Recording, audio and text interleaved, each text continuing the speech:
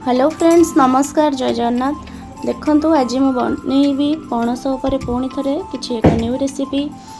तो पणस को वर्तमान ए पीसेस रे छोट छोट करी काटी नेछि। आलू को मु चोपा छड़े लंबा लंबा पीसेस रे काटी नेछि। एबे चलंतु एबे मु गैस को ऑन करी एबे कढ़ाई बसई तादरे पानी दे देली, अल्प किछि लूण दे देली।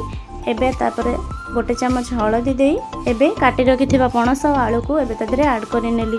देखंतु एई टाइप रो पानी रे पणस और आलू को पकेला परे एबे ताको सिझिबा पई छाडी देली।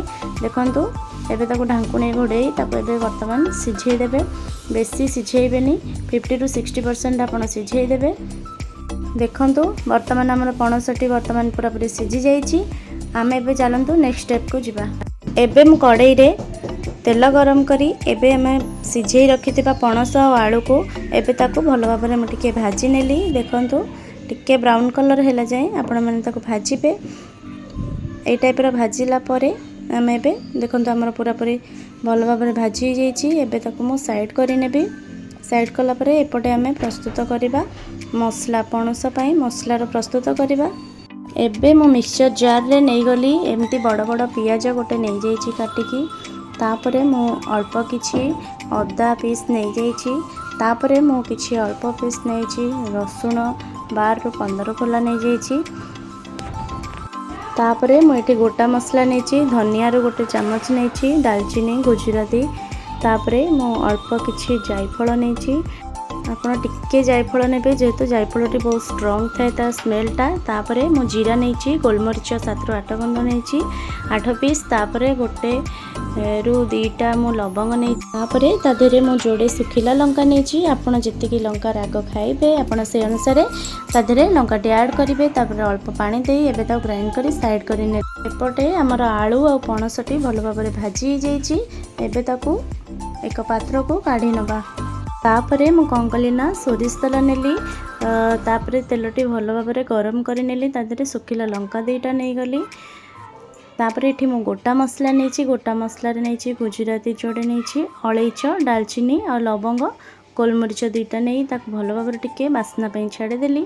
तापरे हमें काटी रखिथिबा पियाज देखंतु एई टाइप रो मु पियाज को जोड़े बड़ बड़ पियाज को टिकी टिकी पूरा छोट छोट करी चॉप करी नैची।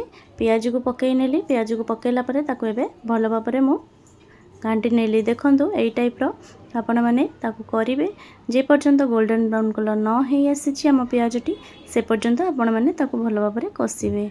देखंतु वर्तमान हमर पियाजटी हेई जाईछि। आमे रखिथिबा ग्राइंडिंग करी रखिथिबा मसला तक एठी मु ऐड कली। देखंतु एई टाइप रो आपण माने ऐड करिवे ताको भलो भाबरे पुणी थरे कसिबा को लागिले। देखंतु एई टाइप रो आपण माने कसिबे। जो टाइप रो मु प्रोसेस देखौछि आपण माने सेई टाइप रो प्रोसेस रे कले देखिबे तरकारी बहुत टेस्ट हम। आपण भी जानी परिबेनी एटा पणस तरकारी कि मटन तरकारी, चिकेन मटन को भी फिका पकई दब। देखंतु एई टाइप रो कसिला परे हमरो जे पर्यंत मसला रु तेलटी न छाड़ी आसीछि आपण माने से पर्यंत कसिबे। वर्तमान हमरो पूरा पूरी कसाटी हेई गलानी। देखंतु एबे मु ता देरे टिके हळदी गुंड चमच आ लंका गुंड राग अनुसार आपण माने पकेइबे। जेहेतु आम ग्राइंडिंग करी सेपटे रखिथिले से अनुसार पकई मु ताक भलो भाबरे एबे घांटी नेली। देखंतु हमर एठी आ किछि मसला पकेयार नाही जेहेतु आम गोटा मसला रे सब ग्राइंडिंग करी नेइजे। तो एई टाइप रो कसिला परे परे मु ए स्टेज रे काटी रखिथिबा टमाटोटी देली। देखंतु एई टाइप रो मु टमाटो टिके अधिक नेइछि एठी। टमाटोटी नहीं ताक भलो भाबरे एबे पुणी थरे कसिबा को लागिली जे पर्यंत टमाटोटी आपणकर मसला सहित न मिसी जाइछि सेई पर्यंत आपण माने ताको भलो भाबरे कसिबे। देखंतु ताको एबे वर्तमान मु घोड़ेई देली। 2 मिनिट घोड़ेला परे तापरे मु ढांकुणीटी काढी देखिली। देखंतु एई टाइप रो हमर कसाटी पूरा पूरी हेई जाइछि। तार बास्ना तो बहुत भलो आसुछि। देखंतु हमर पूरा पूरी कसा हे गला। एबे आमे भाजी रखिथिबा पणस आलू को एठी मु ऐड कली। ए स्टेज रे ऐड कला परे ताको पुणी थरे मु भलो भाबरे कसिबा को लागिली। देखंतु खास कथा हला मु एठी गोटा रसुण आपण माने भलो भाबरे ताको धोई नेबे। एठी गोटा रसुणटी ऐड कली। एठी गोटा रसुण रो फ्लेवरटी एते बढ़िया टेस्ट आसीबो आरो आपण माने खाइले निजे भी जानि परिबे। देखंतु ए टाइप रो कसिला परे ताको भलो भाबरे मु थरे पुणी थरे ताको ढांकुणी रे घोड़ेई नेली। देखंतु 2 ରୁ 3 मिनिट घोड़ेइला परे ताको एबे वर्तमान ढांकुणीटी काढी नेली। देखंतु आपण मैंने ये निजे देखी जानीपे केते सुंदर देखा जाउची। आ मसलारू आमर पूरा तेल पूरा पूरी छाड़ी जाइए। एबे ताकू भल भाव में पुणी थे कषाक लगिली। वर्तमान मुझे स्टेज रे पानी देली। आपणकर ग्रेवी आपणकर जेतिकी आवश्यक से अनुसार आपण मैंने पानी देबे। देखंतु वर्तमान मुझे ताकू पानी देदेली। पानी देला परे ताकू पुणी थरे एबे मु फुटिबा पई छाड़ीदेली भल भाव। वर्तमान तरकारी आमर फुटी साराणी। एबे ता देहरे मु कौन करिबी ना मु कस्तूरी मेथी देली। कस्तूरी मेथी आपण मैंने हाथ रे ताकू भल भाव में एमती क्रश करी पकई नेबे। तापरे ताकू भल भाव में पुणी थरे घांटीबाकू लगिले। देखंतु तापरे मु एठी स्वाद अनुसार लुण देदेली। आमे सेपटे लुण भी पकई टिके सिझेइथिले पणस। तापरे मु एठी लुण देई तापरे धनिया पत्र को लास्ट रे मु ऐड कली। धनिया पत्र ऐड करी ताकू भल भाव में पुणी थरे घांटीबाकू लगिली। वर्तमान तरकारीटी हमर पूरा पूरी रेडी हो जाइए। एई पणसर तरकारी आपण माने निश्चित ट्राए करंतु।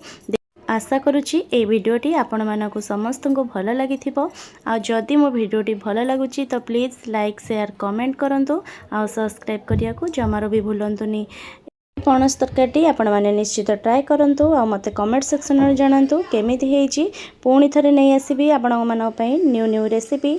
से पर्यंत रहिली। जय जगन्नाथ।